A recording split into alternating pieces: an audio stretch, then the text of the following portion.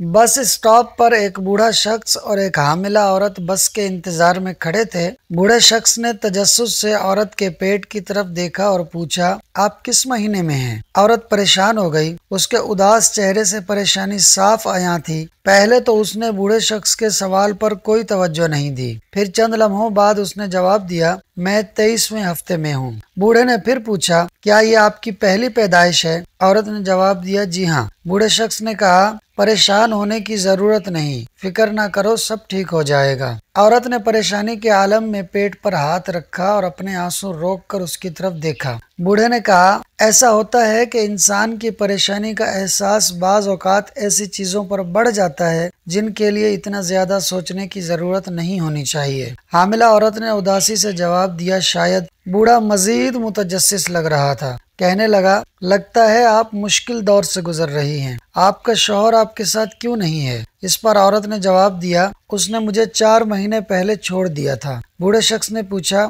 आपके घर वाले और कोई दूसरे अजीज आपके साथ नहीं हैं? औरत ने गहरा सांस लिया और कहा, मैं सिर्फ अपने एक बीमार वालिद के साथ रहती हूँ। बूढ़े शख्स ने कहा, मुझे ये एक मजबूत सहारा लगता है। औरत की आंखों से आंसू गिरे और बोली, हाँ, यहाँ तक कि जब वो इस हालत में हो। बूढ़े शख्स ने पूछा, आपके वालिद को किसी बीमारी की शिकायत है? औरत ने जवाब दिया, जी हाँ, उन्हें ये याद नहीं रहता कि मैं कौन हूँ। उसने अपना ये आखिरी जुमला बस के आने के चंद लम्हों बाद कहा। फिर वो उठी और कहने लगी, हमारी बस आ चुकी है। फिर वो पीछे मुड़ी और उस बूढ़े का हाथ पकड़ा और कहा, चलो बाबा चलें।